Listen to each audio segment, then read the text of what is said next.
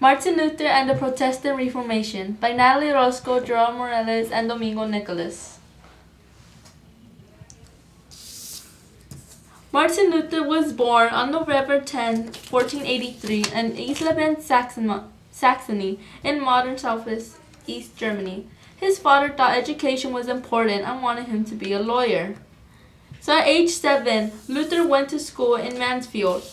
Born at year 1483, died at year 1546.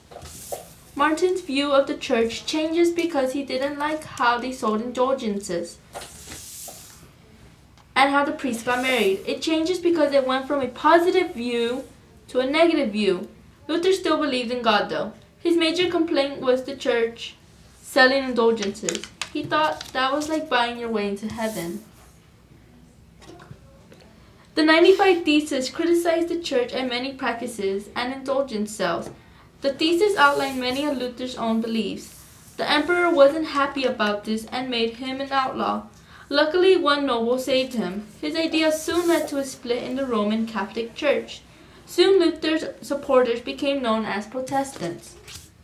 It was called the Protestant Reformation because Protestants wanted to reform their own church. They believed in what Luther believed, not what churches said. For example, churches said to do community work and always go to church. Luther said as long as you believed in God, you went to heaven. The invention to the printing press was essential to the Reformation because the 95 Theses could be printed. When printed, it can be read by many people. The Catholic Church said to the Pope, along with his church councils, declares doctrine. Luther said the Bible is the ultimate authority for doctrine.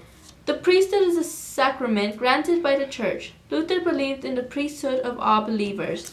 Any Christian can administer all the sacraments and lead church services. There are 1.2 Catholics worldwide and 8 million Protestants. Martin Luther was a Renaissance man because he spoke out. When he made his own church and wrote the Bible in English.